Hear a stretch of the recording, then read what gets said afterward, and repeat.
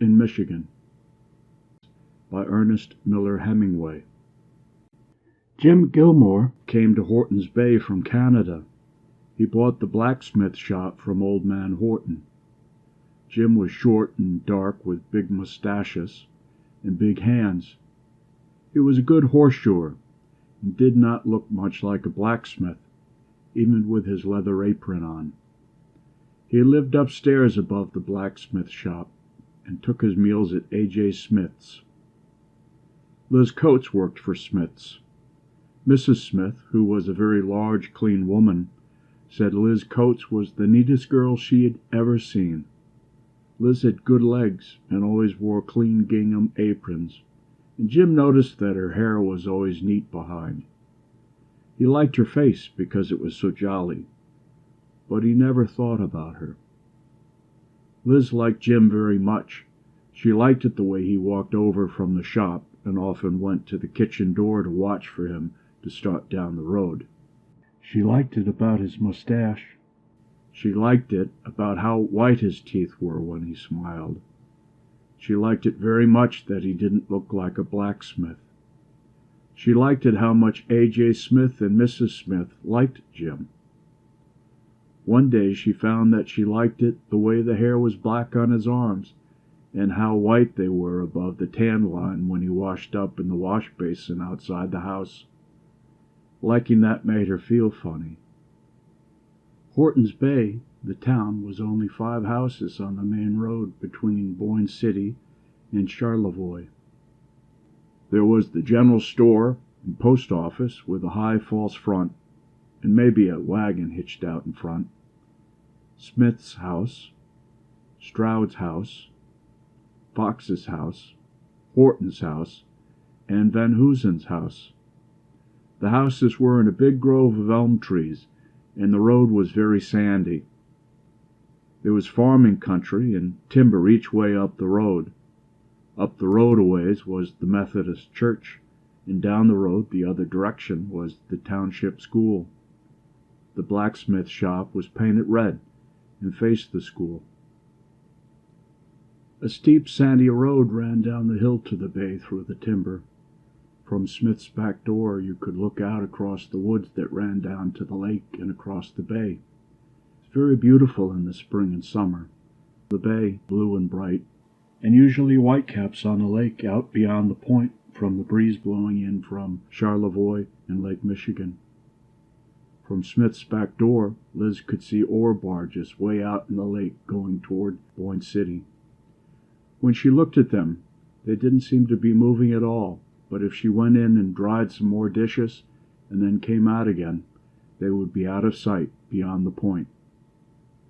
All the time now Liz was thinking about Jim Gilmore. He didn't seem to notice her much.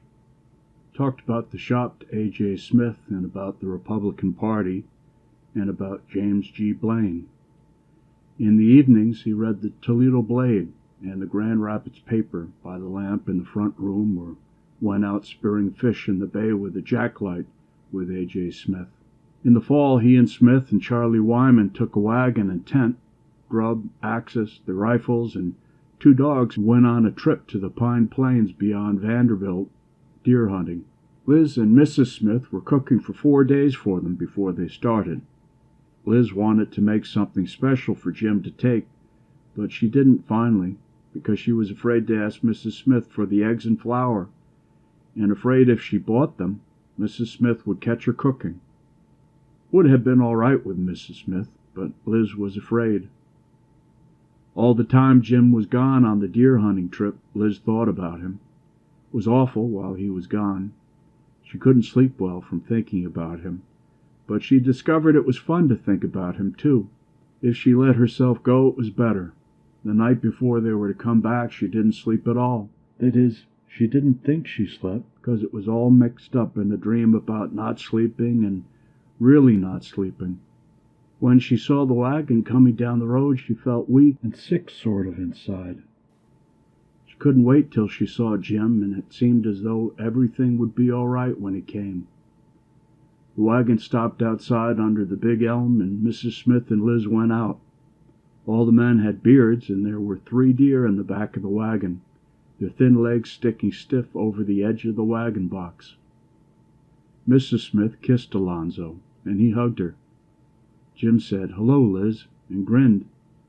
Liz hadn't known just what would happen when Jim got back, but she was sure it would be something. Nothing had happened. The men were just home, that was all. Jim pulled the burlap sacks off the deer, and Liz looked at them. One was a big buck. It was stiff and hard to lift out of the wagon. "Did you shoot it, Jim?" Liz asked. "Yeah, ain't it a beauty?" Jim got it onto his back to carry to the smokehouse. That night, Charlie Wyman stayed to supper at Smith's. It was too late to get back to Charlevoix. The men washed up and waited in the front room for supper. "Ain't there something left in that crock, Jimmy?" A.J. Smith asked, and Jim went out to the wagon in the barn and fetched in the jug of whiskey the men had taken hunting with them. It was a 4-gallon jug, and there was quite a little slop back and forth in the bottom. Jim took a long pull on his way back to the house. It's hard to lift such a big jug up to drink out of it. Some of the whiskey ran down on his shirt front. The two men smiled when Jim came in with the jug. A.J. Smith sent for glasses, and Liz brought them. A.J. poured out 3 big shots. "Well, here's looking at you, A.J.," said Charlie Wyman. "That damn big buck, Jimmy," said A.J. "Here's all the ones we missed, A.J.," said Jim, and downed his liquor. "Tastes good to a man. Nothing like it this time of year for what ails you. How about another, boys?" "Here's how, A.J. Down the creek, boys. Here's to next year." Jim began to feel great. He loved the taste and the feel of whiskey. He was glad to be back to a comfortable bed and warm food in the shop. He had another drink. The men came in to supper feeling hilarious, but acting very respectable. Liz sat at the table after she put on the food and ate with the family. It was a good dinner. The men ate seriously. After supper, they went into the front room again, and Liz cleaned off with Mrs. Smith. Then Mrs. Smith went upstairs, and pretty soon Smith came out and went upstairs too.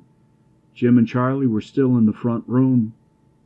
Liz was sitting in the kitchen next to the stove, pretending to read a book and thinking about Jim. She didn't want to go to bed yet, because she knew Jim would be coming out. She wanted to see him as he went out so she could take the way he looked up to bed with her. She was thinking about him hard, and then Jim came out. His eyes were shining, and his hair was a little rumpled. Liz looked down at her book. Jim came over back of her chair and stood there, and she could feel him breathing. Then he put his arms around her. Her breast felt plump and firm, and the nipples were erect under his hands. Liz was terribly frightened. No one had ever touched her, but she thought, "He's come to me finally. He's really come." She held herself stiff because she was so frightened and did not know anything else to do, and then Jim held her tight against the chair and kissed her. It was such a sharp, aching, hurting feeling that she thought she couldn't stand it. She felt Jim right through the back of the chair, and she couldn't stand it, and then something clicked inside of her, and the feeling was warmer and softer. Jim held her tight hard against the chair, and she wanted it now, and Jim whispered, "Come on for a walk." Liz took her coat off the peg on the kitchen wall, and they went out the door. Jim had his arm around her, and every little way they stopped and pressed against each other, and Jim kissed her.